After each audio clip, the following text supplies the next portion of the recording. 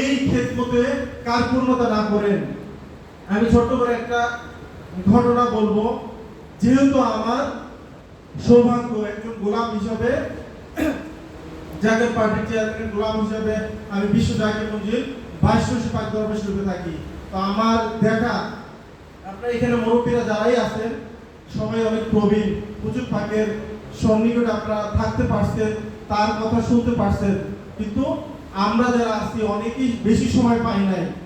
তো আমার সেই হুজুর পাকের আওলাদে তার সন্তান জাকের পার্টির চেয়ারম্যান, তার কদমে থেকে আমি এই বিশ্ব জাকের মঞ্জিল থেকে আমার কিছু জানা বা দেখার সৌভাগ্য হয়েছে। সেই জাকের থেকে কিছু কথা বলি। বিশ্ব জাকের মঞ্জিল 22 পাক দরবার শরীফে আপনারা তো সবাই গেছেন। সেই জায়গায় দুটো হরিণ দেখছেন আপনারা। সেই হরিণের একটা হরিণ গত বছর অনেক অসুস্থ হয়ে গেছিল, মানে অনেক অসুস্থ। হরিণটা জাকের পার্টির চেয়ারম্যান হিজবুল্লাহর ইমামের, আমরাও কিন্তু ওনারই। তো সেই হরিণের একটা হরিণ অনেক অসুস্থ, যেটা সরকারি হাসপাতালে ওইখানকার ডক্টরের আমরা দেখাইছি। সে মানে একটা ট্রিটমেন্টের সর্বোচ্চ পর্যায়ে ট্রিটমেন্ট দিচ্ছে সে, এবং মানে সরকারি হাসপাতালে ডাক্তার সর্বোচ্চ চিকিৎসা দিচ্ছে। প্রথম দিন থেকে শুরু করে 7 দিন, যেটা সর্বোচ্চ চিকিৎসা, ড্রেসিং থেকে শুরু করে ট্রিটমেন্ট, ওষুধ, সব ধরনের চিকিৎসা।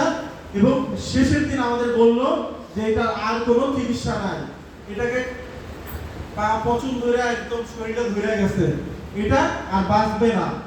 আপনারা আমার কাছে আসেন, আমি গ্রেড সার্টিফিকেট দিয়ে দিই। যেহেতু হরিণের ব্যাপার সেনসিটিভ, এটা সরকারি অনুমোদিত, কেউ ইচ্ছা করলে খাইতে পারবে না, কেউ ইচ্ছা করলে পালতেও পারবে না। এটা সরকারের নীতিমালা বা নির্দেশনার মধ্যে থাকতে হয়। তো এই জন্য আমাদের সরকারি ডাক্তারের আমাদের সেই লাইসেন্স লাগবে, বা মানে উনি সার্টিফিকেট দিবে যে এটা মারা গেছে, এটা আমাদের আবার জমা দিতে হবে। তো ডক্টর বলল যে এই হরিণটা মারা যাবে, এটাকে আর বাঁচিয়ে রাখা সম্ভব না, কারণ আমাদের যা চিকিৎসা ছিল আমরা সর্বোচ্চ চিকিৎসা দিছি। তো ডাক্তার যখন বইলা গেল, আমরা মোহাম্মদ চেয়ারম্যান মহোদয়ের কাছে আমরা জানাইলাম, আমরা যারা আজকে এখানে আমরা জানাইলাম যে স্যার এই অবস্থা, ডাক্তারে এই কথা বইলা গেছে, যে বলছে এটার আর কোনো চিকিৎসা নেই, সে ডেথ সার্টিফিকেট দিতে চাইছে, মানে মৃত্যু সনদ যেটাকে বলে, যেটা মারা গেছে সেই সনদ। তো স্যারের মাধ্যমে যখন জানানো হইল, স্যার কিছুক্ষণ চুপ থাকার পর বললো যে মালিকের জিনিস খাওয়াইতে থাকেন, খাবার দেন। আমাদের বললো যে খাবার দাও।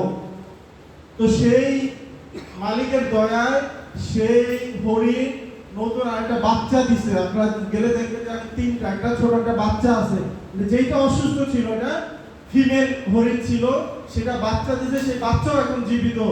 তো মানে হুজুর পাকের অনেক অলৌকিক ঘটনা আপনারা শুনছেন, দেখছেন, কিন্তু তার আওলাদ জাকের পার্টির চেয়ারম্যান, আমরা সবাই জানে যে উনি ওলি আল্লাহ না, কিন্তু উনি আওলাদে রাসূল, আওলাদে ওলি। তো উনিও কারামত জানে এবং দেখাইতে পারে। আমরা যারা আছি, উনি তো ওইটা ওনার হরিণ ছিল, আমরা তো ওনার গোলাম।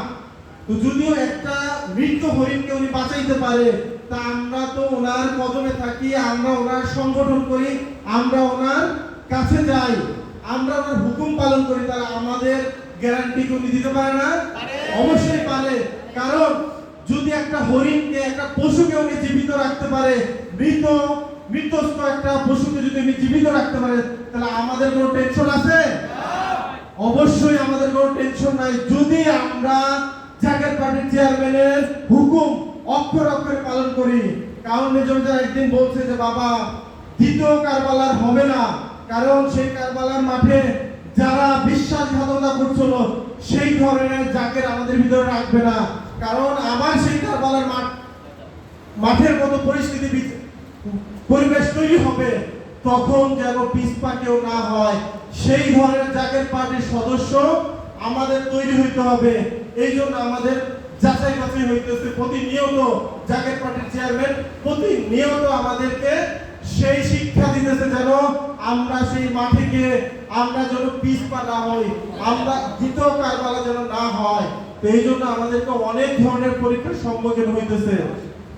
আমরা যাকে পার্টির চেয়ারম্যানের আনুগত্য হব, তিনার সেই হুকুম অক্ষর অক্ষর পালন করার জন্য আমরা সদা সর্বদা প্রস্তুত হব। যেহেতু সামনে মহাপবিত্র ঈদে মিলাদুন্নবী হাঁটি হাঁটি পাপা করতে করতে জাগের পার্টির আজকে 37তম প্রতিষ্ঠা বার্ষিকী পালন করা হবে 25 তারিখ। 26 তারিখে পদার্পণ করবে 38তম প্রতিষ্ঠা বার্ষিকী। তো আমাদের সময় কিন্তু কম হয় নাই, আমাদের হাঁটি হাঁটি পাপা করতে করতে 37তম বছর আমরা পার হয়ে আসছি। তো সবার কাছে অনুরোধ করছি যে আমার ছোট একটা ঘটনা বলি, যে আমি যখন